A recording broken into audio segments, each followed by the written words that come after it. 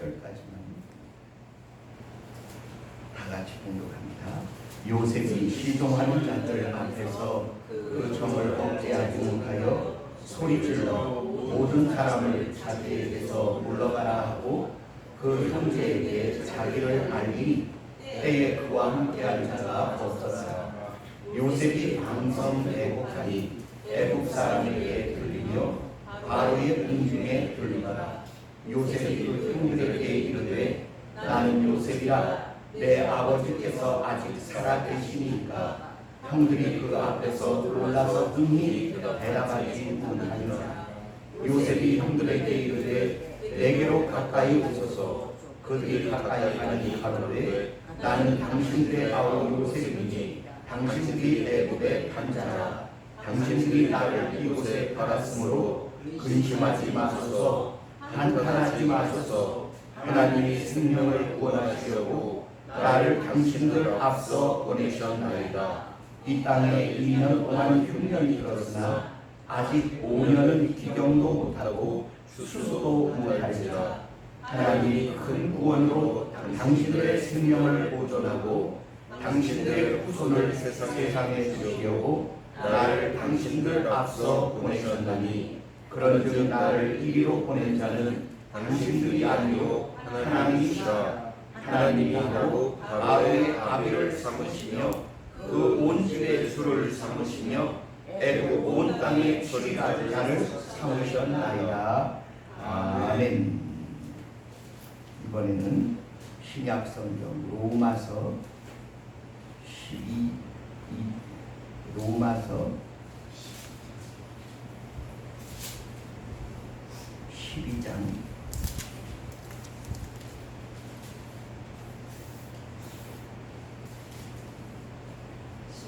14절로 끝절까지 로마서 신약성경 256쪽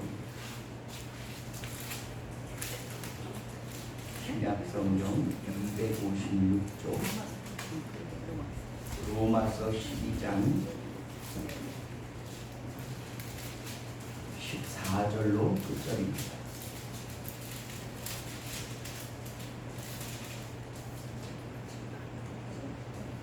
찾으신 줄 알고 다 같이 공부합니다. 너희를 핍박하는 자를 축복하라. 축복하고 저주하지 말라.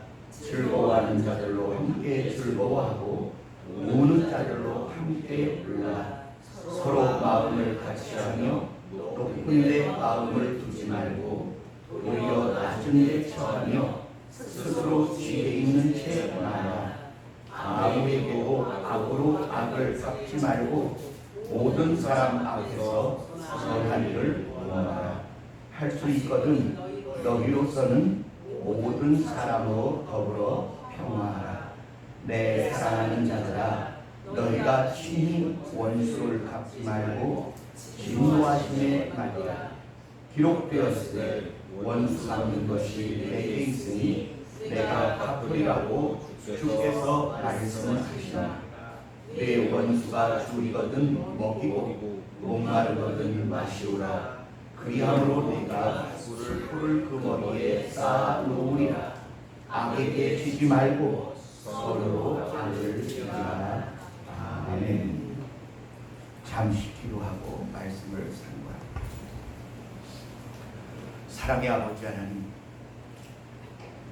우리가 이 험악한 세상 가운데에서 악을 선으로 이기라 명령하신 주의 뜻을 행하기가 얼마나 어려운지요.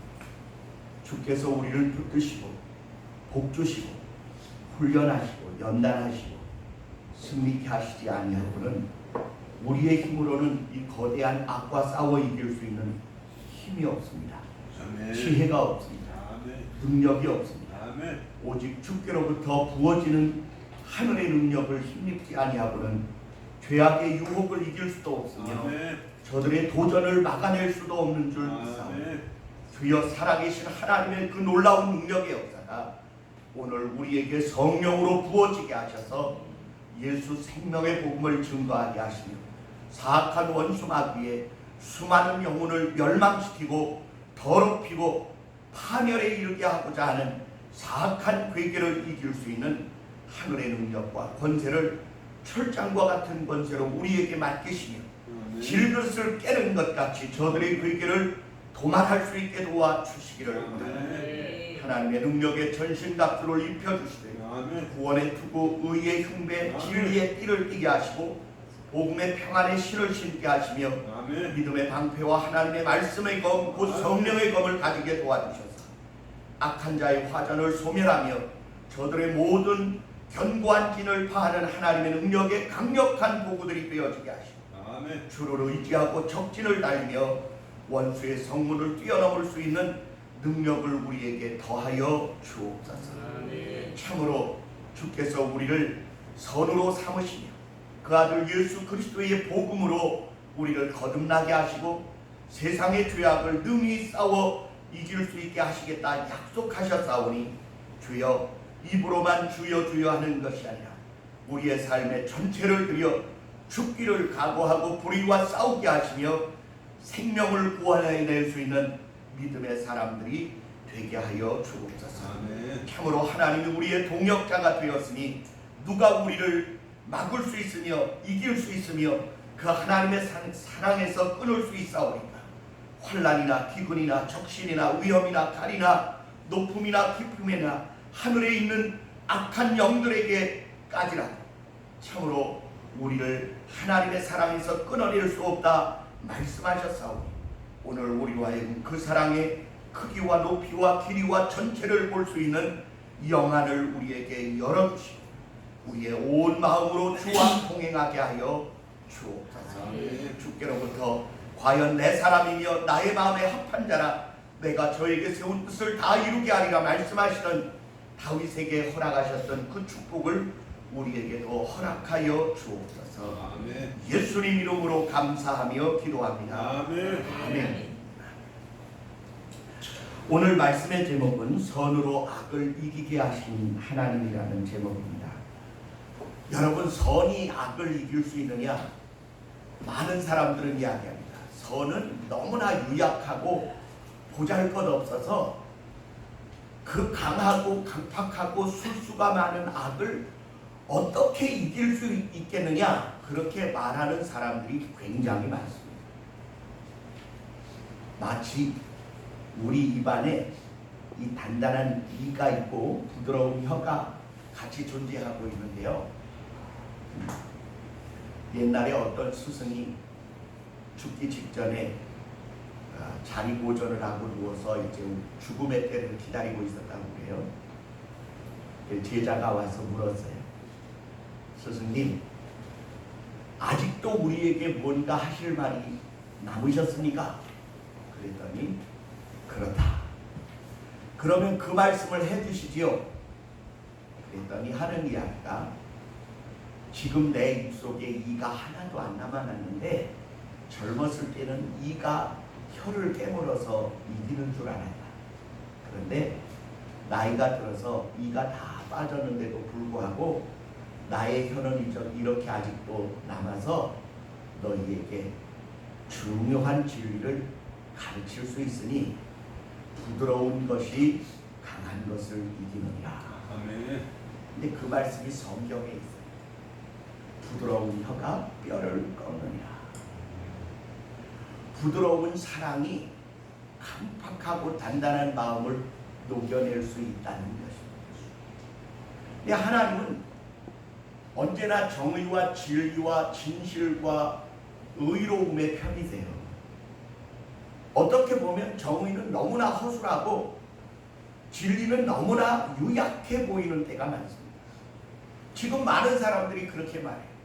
저 악질적인 공산주의 무리들은 온갖 술수를 다 행하고 벌써 40년 전부터 김일성 장학금을 뿌려대고 수많은 판사와 검사와 변호사들을 빨갱이를 만들어서 그냥 밀어주고 끌어주고 붙들어주고 세워서 지금 청와대를 장악하고 있고 민변을 장악하고 있고 대법원을 장악하고 있고 사법부를 장악하고 지금 저 국회의사당을 장악하고 노동계를 장악하고 의료계를 장악하고 역사학계를 장악하고 예술계를 장악하고 있다. 그런데 그들을 어떻게 싸워 이기냐? 우파는 너무나 유약하고 보잘것없고 그냥 중구난방이고 사분을 오열돼 있어서 도대체 싸움의 장래가 되지 않는다, 이렇게 이야기하는 분들이 있어요. 저도 그분들 이야기를 들으면서 고개가 나도 모르게 끄덕끄덕해져요. 진짜 아주 저들은요 치밀하게 계획하고 아주 그 후배들을 얼마나 기가 막히게 길러놨는지, 팥으로 매주를 준다?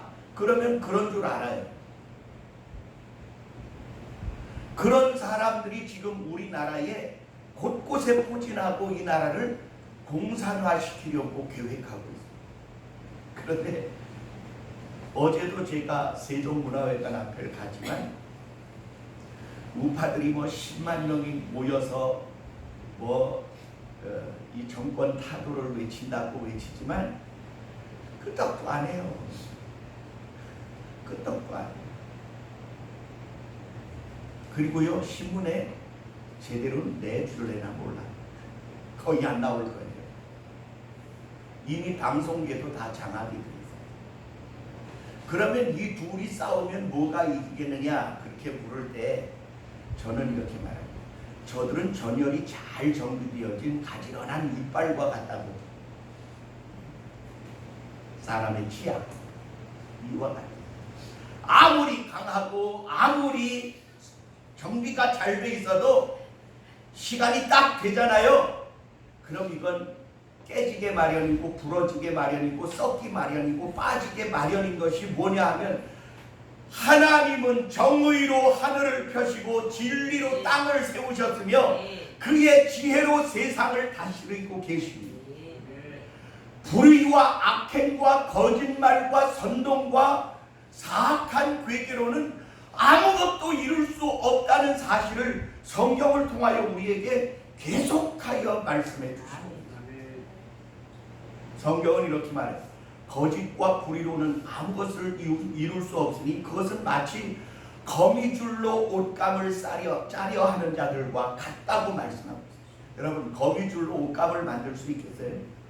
예, 만들 수 있는 방법은 있어요. 이 거미줄은요, 이렇게 가로줄은 끈적거리지 않습니다. 근데 이 세로줄이요. 근데 이렇게 둥글게 쳐놓은 그 가로줄 있잖아요. 그건 끈적끈적해요. 그러니까 이 둥글게 쳐놓은 줄을 떼고 이렇게 세로로 친 줄만 모아가지고 옷감을 짠다면 혹시 짤 수도 있을지 모르지만 성경은 말하기를 거미줄로는 옷감을 짤 수 없다라고 말씀하고 계십니다. 저들은요 뿌리지 않은 데서 거두고 해치지 않은 데서 모으는 이가 하나님인 줄로 착각하고 있어요. 그러나 하나님은요 이미 우리의 마음속에 하나님께 대한 사랑과 정직과 진실과 순전함에 대한 씨를 우리 심령 곳곳에 뿌려놓았어요.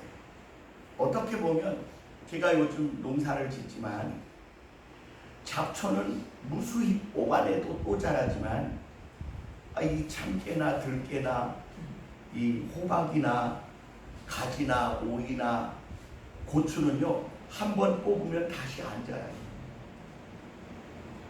어떻게 보면 잡초가 훨씬 강력하고 곡식은 한없이 유약해 보이지만 농부가 잡초를 뽑아내고 곡식을 키우듯 하나님은 세상에 잡초 같은 인간들의 생각을 뽑아내시고 자기의 뜻에 순종하는 자들을 키우시고 농사 지으셔서 열매를 거두시는 분이십니다. 그러므로 저는 여러분에게 여러분 우리가 때때로 세상을 살아가면서 하나님은 보이지도 않지요. 정의와 진실은 간대가 없는 것 같이 여겨지고 거짓과 불의와 악행은 온 세상을 막 휩쓸고 지나가는 것 같이 느껴지지만 그것은 우리의 단견적인 눈일 뿐이에요. 하나님은 그런 것들에 가치를 두지 않습니다. 시편 90편에 가면 모세의 노래가 있어요. 이런 이야기가 들어있어요.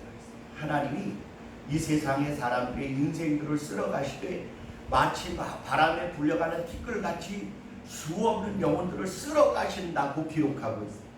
그러나 휩쓸려 가지 않는 사람이 있어요. 하나님의 뜻을 실행하는 주의 진리를 행하는 자들은 주께서 붙드시고 귀히 여겨 그들로 하여금 거룩한 열매를 맺게 하시는 이가 하나님이신 줄 믿습니다. 저는 오늘 여러분 시편 창세기 45장을 말씀드리면서 요셉의 삶의 아주 중요한 부분을 여러분에게 증거하고자 해요. 요셉이 어려서 꿈을 꿉니다. 그 꿈을 이야기했다가 형들에게 미움을 당하고 왕따를 당해요. 그것으로 인하여 마른 우물에 던져져 죽일 뻔함을 당했다가 노예로 팔려가게 돼서 애굽의 노예가 되었습니다. 애굽 사람의 집 보디발의 집에 들어가서 노예 노릇을 하는데 그래도 하나님이 그와 함께 하심으로 그의 삶을 형통케 하시니까 그 보디발이 그에게 가정 총무의 일을 맡겨요.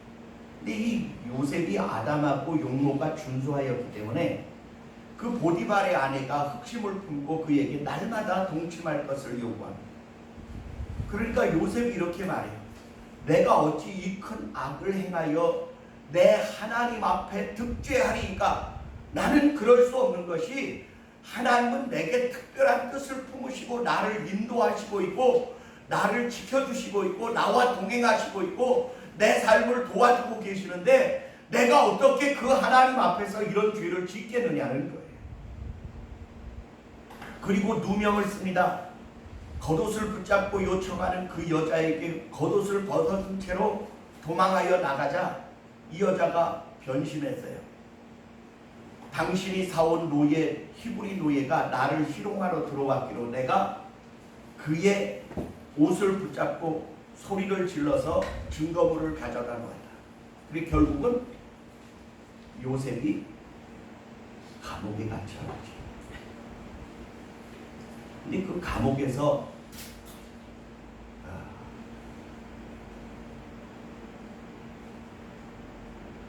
술관원과 떡관원을 만나고 그리고 그들에게 꿈 해몽을 해준 이 관계로 인해서 바로가 하나님의 꿈을 꾼 것을 해석해 주게 되어집니다. 그런데 그 꿈의 해석이 이런 거예요. 하나님이 바로에게 평안한 대답을 하시리이다. 하나님이 이 두 꿈을 보여주신 것은 이 일을 속히 행하려 하시니 이와 같이 하십시오. 지혜로운 사람을 택하여 관원으로 세우시고 7년 동안의 곡식의 5분지 1씩을 매해 거두어 저장하였다가 7년의 흉년의 때에 그것으로 이 나라를 살리시면 됩니다. 그러자 왕이 말합니다. 바로 왕이 이와 같이 하나님의 신에 충만한 자를 우리가 어디서 다시 구할 수 있으랴. 너는 애굽을 총리하라. 그리고 자기의 손에서 인장반지를 빼어 그에게 주고 그의 이름을 사브낫 바네아, 온 세상의 구주라고 하는 이름을 그에게 칭호로 줍니다. 요셉이요 7년 풍년 동안의 곡식을 한 해에 5분지 1씩을 거두어 두었다가 9년째 되는 해에 그 근처 지방애들도 흉년이 들어서 곡식이 떨어지니까 애굽으로 곡식을 구하러 오는 중에 자기의 형들이 자기에게 곡식을 구하러 오게 됩니다. 절을 하는데 보니까 자기 형들이에요. 뭐가 생각났어요? 어려서 자기가 꾼 꿈. 자기의 곡식단은 일어서고 형제들이 묶은 곡식단은 자기의 단을 향하여 절하는 꿈을 꾸고 그 말을 하는 바람에 내가 우리들의 우두머리가 되겠느냐? 그래서 미움을 당했던 그 꿈이 지금 이루어지고 있는 중입니다. 우여곡절을 거쳐서 오늘 45장에는 이렇게 됩니다. 요셉이 그 정을 억제하지 못하여 사람들을 다 나가라 하고 그 형제들만 남겨놓고 방성대곡하며 말하기를 형들이여 내가 요셉입니다. 당신들이 나를 애굽에 판 요셉이 납니다. 그때 형제들의 마음이 어땠을까요?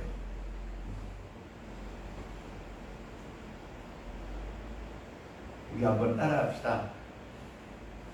딱 죽었네. 이제 죽었구나. 그런데 요셉의 말이 그들을 안심시킵니다. 형들이여, 나를 이곳에 보내니는 형들이 아니라 하나님이십니다. 하나님이 생명을 구원하기 위하여 나를 이곳에 보내시려고 잠시 형들을 사용했을 뿐이니 내가 당신들에게 복수할까 두려워하지 않으셔도 됩니다. 나는 내 인생의 삶을 돌아보니까 하나님이 나에게 왜 그렇게 가혹하게 하시고 혹독한 고통과 괴로움과 그 고통을 내게 안기셨는지를 이제 깨닫는 것은 이 수많은 생명을 살리게 하시기 위하여 나를 훈련하시고 재련하시고 연단하시고 나를 만드신 것을 깨닫습니다. 그래 나는 당신들에게 복수하지 않습니다. 오히려 내가 당신의 자녀들을 가르칩니다.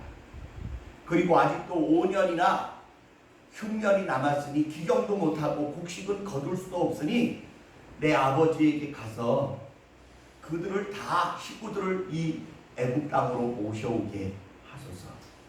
하나님이 나로 바로의 집에 아비를 삼으시고 이 땅을 치리게 하셨습니다. 이때 요셉의 마음을 우리가 잠시 공유해야 할 필요가 있어요. 요셉이요, 국무총리가 딱 됐을 때 그 어마어마한 권력을 쥐고 그 시위대장 보디발 그거 하나 이렇게 쳐내지 못하겠어요? 아니면 그 아내를 데려다가 아주 그냥 복수를 단단히 할 수 있는 능력이 없었겠습니까? 권한이. 그러나 만들어진 사람 요셉의 삶에는 하나님의 귀중한 깨달음이 들어와 그 사람의 중심을 지금 잘 잡고 있는 거예요. 나는 하나님의 사람, 하나님의 뜻하심과 계획하심에 의하여 이끌려왔고 연단되어 훈련되어져서 지금 여기에 있다라고 하는 자기의 정체성이 분명하고, 하나님은 나를 통하여 나의 가족뿐 아니라 이 수많은 생명들을 살리게 하시려고 나를 선택하여 이같이 하셨다는 확실한 자기 확신이 믿음으로 세워져 있는 거예요. 제가 한번 여러분에게 질문해요. 여러분, 하나님이 여러분에게 분명한 뜻과 목적과 계획을 가지고 있음을 믿으십니까? 아멘. 깨닫습니까? 아멘. 인정하십니까? 아멘. 저는 그게 얼마 전에야 깨달아졌어요. 목사라고 해서 다 아는 게 아니에요. 몇 년 전까지만 해도 이렇게 생각했어요. 혹시 내가 목사하지 말고 사업해야 할 걸 내가 길을 잘못 든 건 아닌가? 그런 의심도 한 적이 있고요. 도대체 이렇게 목회가 힘들고 어렵게 하나님이 나를 밟으시는 건 내 은사가 아닌데 내가 억지로 내가 목사 되고 싶어서 오지 말아야 할 길을 온 건 아닌가? 그런 의심도 했었어요. 내 아이들에게 좋은 신발 한 켤레, 눈에 보기 좋은 옷 한 벌 제대로 사 입히고 신길 수 없는 내 보잘것없는 목사의 처지가 정말로 한심해서 하나님 도대체 나를 이토록 괴롭히시고 밟으시는 이유가 뭔지 좀 깨닫게 해주시면 안 됩니까? 혼자 자동차를 타고 가며 소리 지르고 눈물을 흘리고 땡깡도 부리고 미안하지만 원망도 줘요.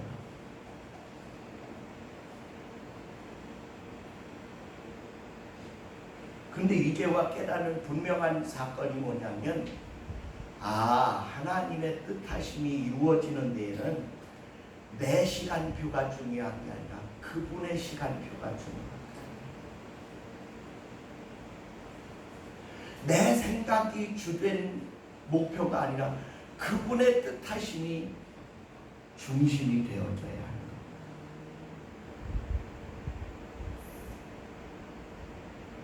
하나님은 요셉에게요, 자기가 당한 억울함과 속상함과 원통함과 절통함에 대하여 그거 사용하지 아니하고도 멋지게 이겨내고 또 남을 수 있는 은혜를 베풀어요.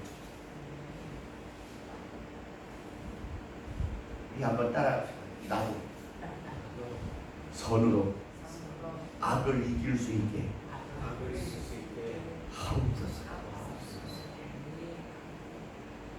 하나님은 어떤 분이시냐? 나라를 망하게도 하시고 새로 일으키기도 하시고 흥하게도 하시고 쇠하게도 하시는데 그 중심에 자기의 사람들을 사용하십니다. 하나님이 요셉만을 그렇게 사용하시는 게 아니에요. 우리가 지난주에 말씀드렸죠. 사브낫바냐, 온 세상을 구원하는 성도의 능력은 어떤 것이냐? 하나님과 동고동락하고 동역하게 되어지면 하나님이 뜻하신 바를 이루는 세상을 변화시키는 일에 우리가 그분의 동역자로 쓰임 받을 수 있다고 하는 사실. 안 똑똑해도 괜찮아요. 미련해도 괜찮아요. 어리석어도 괜찮아요. 순전하고 진실하여 어린아이와 같은 심령으로 그 하나님의 말씀을 붙들고 그분의 선하신 뜻에 쓰임받기를 사모하기만 하면 하나님은 그런 열정을 가진 자들을 사용하신다는 사실. 제가 기드온을 이렇게 읽을 때, 사사기를 읽을 때마다 느끼는 게 있어요. 그게 뭐냐 하면 하나님이 기드온을 부르세요. 하도 곡식을 거두어 놓으면 원수들이 뺏어가니까, 블레셋에서 뺏어가니까 그 뜨거운 여름 타작에 이 포도주 틀 속에 들어가서 여름 타작을 하고 있었어요. 그러니 얼마나 숨이 막혔겠어요. 밖에서 타작을 해도 그 뜨거운 여름에 볼이 밀추수할 때가 가장 더울 때 아닙니까? 그런데 이 포도주 짜는 틀 속에 들어가서 그 숨 막히는 곳에서 이 밀타작을 해요. 근데 하나님의 사자가 나타나서 이렇게 말합니다. 큰 용사여. 그러니까 아니 내가 지금 적이 무서워서 이 뜨거운 이 포도주 틀 속에서 타작을 하는데 나를 향하여 뭐라고 말한다고요? 큰 용사여. 아니 나는 이 심장이 간이 콩알만 해가지고 큰 용사는커녕 내 하나의 삶도 주관할 능력이 없는데 하나님의 사람이 나타나서 큰 용사라고 말해요. 그리고는 하나님이 너와 함께 하시니 너는 군사를 모아 블레셋과 싸워라. 그러니까 기드온이 기가 막힌 거예요. 그래도 하나님 명령이니까 해야지 어떻게 하겠어요? 그래서 나팔을 불어서 군사를 모았더니 3만 명이 모였어요. 근데 적의 군사는 10만이 넘는데 여기는 3만 명 가지고 전쟁이 될래야 될 수가 없는 입장이잖아요. 근데 하나님은 그 3만 명이 지금 많다는 거예요. 얘야, 이 숫자가 너무 많으니 전쟁이 무서운 사람 돌아가라고 말해라. 결혼하고 1년이 아직 안 지난 사람 돌아가라고 말해라. 나이 드신 노인네를 공경해야 할 사람 돌아가라고 말해라. 그리고 포도원을 만들고 1년이 안 된 사람 아직 돌아가라고 말해라. 그래 너희는 전쟁이 싫거나 무섭거나 죽음이 어려운 사람은 다 가라. 그렇게 명령하라는 거예요. 그러니까 기드온이 하라는 대로 해요. 돌아가라. 전쟁이 무서운 사람 돌아가라. 그러니까 1만 명이 빠져. 결혼하고 아직 1년 안 된 사람 돌아가라. 그러니까 또 1만 명이 빠져. 그래 10,000명 남았어요. 10,000명. 그래 하나님 3만도 적은데 2만이나 돌아가는데 어떻게 할까요? 아직도 많다. 너는 저들을 훈련시키다가 물가에 가서 물을 마시게 해라.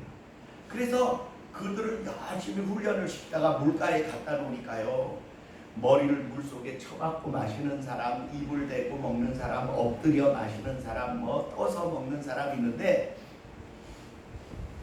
그 중에 그 사람들 틈 속에 낄 수가 없는 사람들은 겨우 어떻게 했느냐, 물을 이렇게 움켜다가 개처럼 이렇게 핥아먹었어. 나는 이 사람들을 따로 세우라 그래. 그 사람들은 찌질한 사람들이니까 보내라 할 줄 알고 기드온이 그 사람들을 따로 세웠어요. 골라서. 그랬더니 숫자가 몇 명이냐? 300명이었어. 근데 하나님이요, 나머지를 보내고 300명만 남기래요. 그러면 몇 명 돌아갔어요? 예? 9,700명이 돌아갔어요. 300명 남았어요. 근데 하나님이 300명 가지고 이제 전쟁을 하시겠다는 거예요. 그래 기드온이 묻습니다. 하나님, 3만 명도 적은데 300명이 뭡니까? 왜 그러시나요? 그랬더니 하나님이 그 비밀을 가르쳐 주십니다.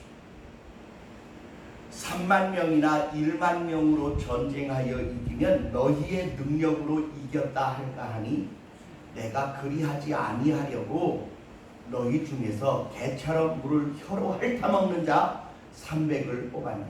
그럼 한번 제가 물어볼게요. 그 300명은 용의 주도하고 지혜롭고 똑똑하고 능력이 있고 빼어나서 물을 혀로 핥아먹었을까요? 아니면 그 일반 명이 물가에 가서 그냥 서로 물 마시려고 난리가 났는데 양보하느라고 다른 사람들의 기세에 눌려서 치여서 간신히 물을 움켜다가 겨우 혀로 핥아먹었다 이렇게 생각하는 둘 중에 어느 쪽이 옳다고 생각하십니까? 한번 우리 따라하시죠. 제 생각에는요, 그 300명이 1만 명 중에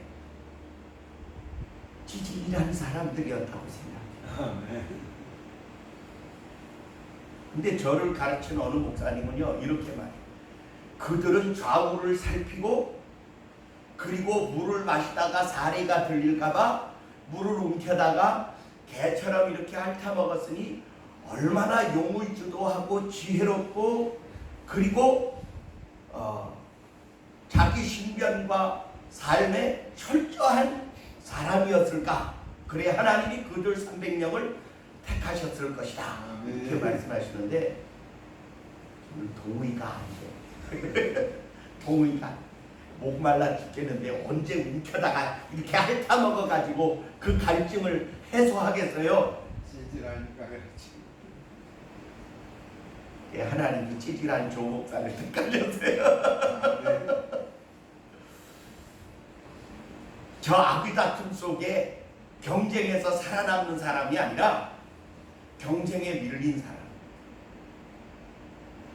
시원하게 목마를 때 물 한 모금도 벌컥벌컥 들이킬 능력도 없는 사람. 근데 그 사람에게 설교를 들으려니까 좀 짜증나지 않으세요? 근데 하나님 그들과 함께 하셨어요. 그 적군의 숫자는 바다의 모래와 같고 메뚜기 떼와 같이 허다히 많았다. 이렇게 기록하고 있고요. 이들에게 전쟁에 나갈 때 가지고 가라고 한 것이 항아리와 횃불과 나팔이었어요. 칼 가지고 가라, 창 가지고 가라, 물맷돌을 가지고 가라 그렇게 말씀 안 하시고 나팔과 항아리와 횃불을 항아리 속에 숨겨가지고 가라는 거예요. 그리고는 그들을 둘러싸고 횃불을 일제히 들고 항아리를 깨뜨리며 나팔을 불게 하셨는데 적들이 갑자기 한밤중에 일어난 이 사건으로 인하여 일어나서 자기가 살기 위하여 주변에 있는 자들이 적인 줄 알고 서로 쳐서 자중질환이 일어나 자멸하게 하셨습니다. 성경에 나타난 기록이에요. 그럼 제가 한번 여러분에게 영적인 도전을 하겠습니다. 여러분, 세상을 내 머리 쓰고 내 능력과 나의 지혜와 나의 재능을 다 사용해서 세상에서 끝끝내 살아남는 한 사람이 되겠습니다 라든지, 아니면 주님 앞에서나 사람 앞에서 가장 찌질해 보이지만 하나님의 말씀을 의지하고 주의 도우심을 힘입어 마지막까지 쓰임받는 하나님의 사람이 되겠습니다. 아멘. 둘 중에 하나를 좀 택하시라고. 부자요? 아멘. 같이 갑시다. 아멘. 근데 이게 마음에 안 드시면 같이 안 가도 좋아요. 뭐 전쟁이 무섭거나 힘들거나 짜증나거나 내 본의에 안 맞으면 가고 싶은 대로 가셔요. 뭐 제가 여러분의 발목에 족쇄를 채워놓은 것도 아니고 뭐 목에다가 무슨 뭐 강아지처럼 이렇게 목줄을 들는 것도 아니고, 우리나라는 자유민주주의이기 때문에 가고 싶은데 어디든지 가는. 보세요, 우리 딸도 갔잖아요. 우리 딸이 뭐라고 투덜투덜 그러길래 내가 그랬어요. 가고 싶은 대로 가. 하고 싶은 대로 해. 마지막에는 주의 선하신 뜻대로 성공하는 자가 되는 거예요. 굳이 내 교회에, 아버지가 목회하는 교회에서만 신앙생활을 하라는 성경의 기록은 없다. 뭐 시집가면 다른 교회 갈 수도 있는 거고, 너가 지금 현재 있는 곳이 마땅치 않아서 더 많은 걸 배우고 싶으면 거기 가서 배워. 그러나 저는 고린도전서 1장과 2장의 말씀을 확실히 믿습니다. 하나님이여 이 세상에 지혜 있고 유능하고 유력하고 능력 있는 자들과 권세 있는 자들을 다 제껴놓고 가장 비천하고 보잘것없고 낮은 자들을 통하여 이 세상에 힘 있고 능력 있고 권력 있고 지혜로운 자들을 쳐서 부끄럽게 하시겠다고 약속하신 말씀이 복음의 말씀입니다. 아멘. 하나님의 말씀에 비밀하신 진리는 바로 그 안에 감추어져 있습니다. 아주 높고 고상한 진리 가운데 숨겨져 있는 게 아니고 저 바다 밑이나 땅속 깊이 들어가서 얻어야 할 진리 가운데에 우리의 구원이 있는 게 아니에요. 내 마음으로 믿어 의에 이르고 입으로 시인하여 구원을 얻는다고 주의 말씀은 우리의 마음과 우리의 입술에 있게 하시고 우리의 생각에 기록하시고 우리의 마음판에 기록했다고 말씀하고 계십니다. 저는 이렇게 믿어요. 하나님이 요셉에게만 그렇게 역사하시는 분이시냐? 한번 따라해주세요. 아니요. 믿으면, 순종하여 따르면 하나님이 나에게도 동일하게 선으로 악을 이길 수 있는 예수의 승리의 방법을 내 삶에 주실 것이다. 아멘. 그게 믿음이에요. 그것이 믿음이에요. 하나님은 모든 이에게 공정하신데 내게 돈도 안 주고 명예도 안 주고 권력도 안 주고 지혜도 안 주고 뭐 돈도 안 주고 안 줄 게 너무 많은 것 같은데 주신 게 딱 하나 있어. 하늘의 비밀인 예수 그리스도를 우리에게 선물로 주셨어요. 그분 안에 모든 지혜와 지식의 보화가 감추어져 있다고 말씀하셨는데 오늘 우리는 바로 그 예수를 통하여 악을 악으로 갚지 아니하고도 악한 자를 이길 수 있는 하늘의 능력과 방법을 그 아들 예수 그리스도의 사랑의 삶의 방법을 통하여 우리에게 가르쳐주고 계신다는 사실입니다. 오래 인내하십시오. 참고 견디십시오. 마침내 주께서 여러분을 통하여 이루시기를 원하시는 거룩한 뜻이 있는 그때 사용하시게 될 줄 믿습니다. 저는 그렇게 믿어요. 아들도 아끼지 않고 우리에게 투자하실 때에 아무런 계획도 없고 목적도 없이 아들을 우리에게 희생하셨겠어요? 아니요. 귀중한 뜻이 있어서 목적이 있어서 그래서 우리 부모의 살과 피를 일부 받게 하고 10개월 동안이나 뱃속에서 자라게 하고, 그리고 어린아이의 때를 부모에게서부터 사랑을 받고 친구들과 이웃들과 선생님으로부터 교육을 받아서 오늘 우리가 여기까지 왔어요. 근데 아무 의미도 없다고요? 어쩌다 재수없이 태어난 오발탄 같은 인생이라고 그렇게 말할 수 있습니까? 아니요. 그건 있을 수 없는 일. 하나님은 분명한 목적과 방향을 가지고 여러분을 부르신 줄 믿습니다. 옆에 있는 분에게 말씀하세요. 하나님은 당신에게 대하여 분명한 목적이 있으십니다. 아들에게 하세요, 권사님. 분명한 목적. 우리 저 장집사님, 한 집사님이 분명한 목적이 있다고 말씀하셨어요.